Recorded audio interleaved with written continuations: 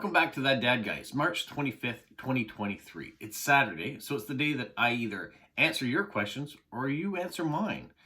And so on the first Saturday of each month, I started this in February. I've asked a question of you guys, and you are to send in a postcard with your response.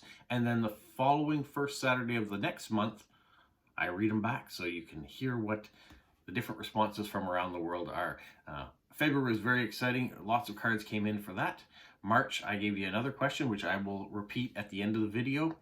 And I've had a few cards are coming in for that as well. We have 1 week left, so I'm hoping a few more will trickle in between now and then. And even if they trickle in after the first Saturday, I will read them, as you have seen with question number 1. Now, this week, I don't have any that have trickled in for question 1 anymore, so I think I'm all caught up. We're getting ready for question number 2 answers. So today I'm going to answer your questions. The first one I have comes from Amber in Missouri, and she says, what is your favorite family tradition for holidays? Hers were playing board games into the late night. If I think back, family traditions, one is between Christmas and New Year, my cousins from Halifax would come up. Now, I am the youngest of all the cousins, so there is a very small window when this happened before the older cousins started getting into their adult lives and going off and getting married and jobs, and then we didn't have that anymore. But there was a period when I was very young that they would all come to the house and we would make ice cream. I've talked about that before. By hand, we would turn that. We would have games. We would put on the paper hats at New Year's when we helped pull the crackers. So that's a great memory. One of the other memories that I have is that every Christmas my father would open a puzzle and he would have it out on a specific puzzle table area, and we could just go by and put in a few pieces here and there, and everybody kind of participated in that. Even though it was my father's puzzle, everybody put in a few pieces and tried to help out. So that's a tradition. Games as well. We played lots of games on the holiday season. We had good food. My mother was a great cook. And so there's lots of traditions of sweets and candy jars that were out that either had like quality treats or maybe some home baking, or yeah, we had all sorts of lovely things that my mother took time to cook. Now, some of these traditions I've tried to carry on. I've done a little bit of baking. My daughter enjoys certain types of cookies and things that are out there. My son really doesn't eat a lot of those sweets, so we don't do a lot of baking for him because he won't eat it. But my daughter does enjoy shortbread cookies with the pink frosting. That's what she wants to have. Me specifically, I like to have fly pies, or what you might call butter tarts. Those are things that I like to have at Christmas time. So memories that I have are foods, the games, and more. It's the people. That's what my biggest memory is the people that I had around, whether it was my brother and sisters, or my parents, or we lived in a house where my grandparents lived until they needed more care. They lived in our house with us.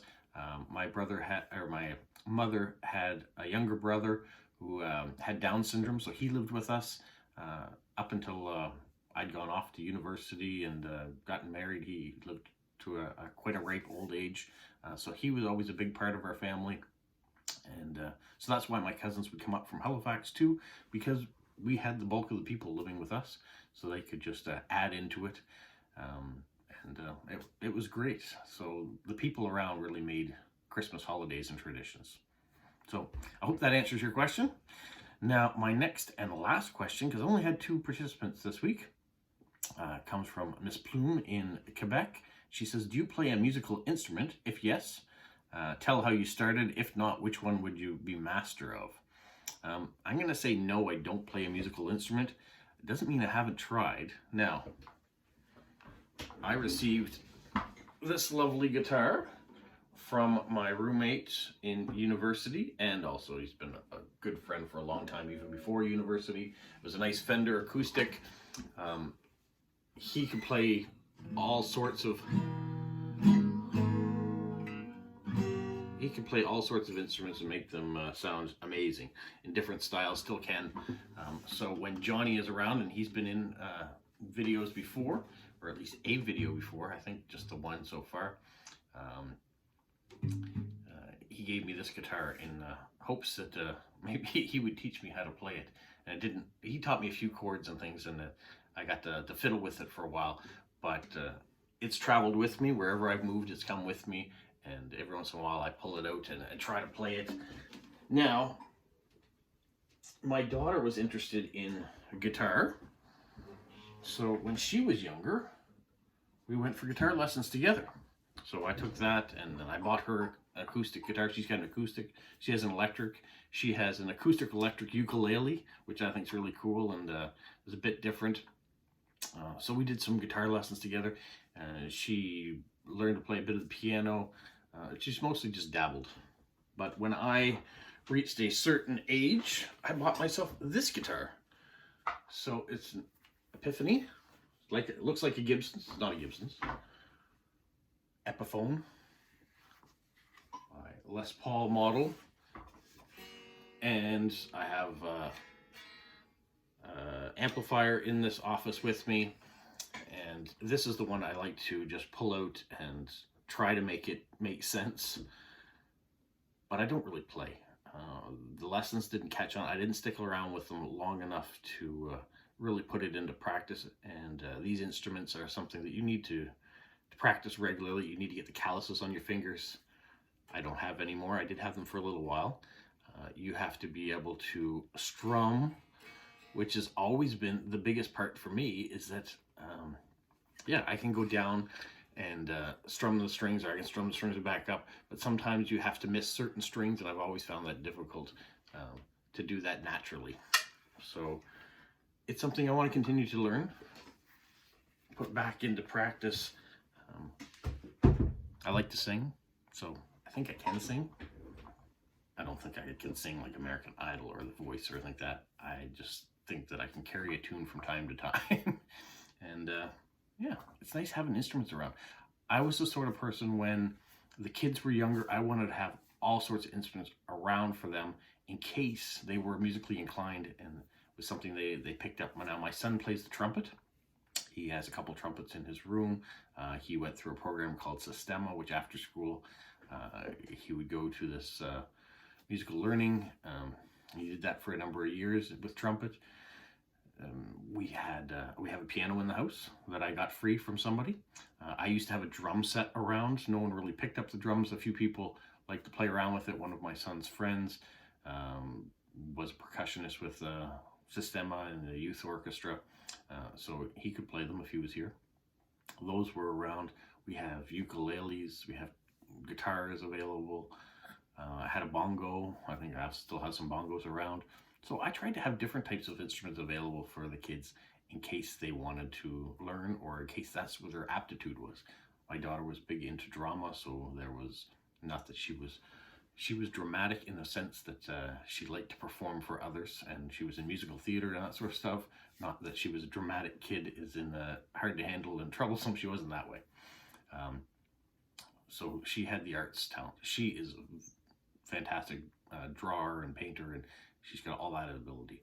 My son is very athletic, so he loves basketball. That's his passion now. When he was between 5 and 10, he and I both did karate together, and yeah, we both attained our black belts, which was great, especially for him at a young age.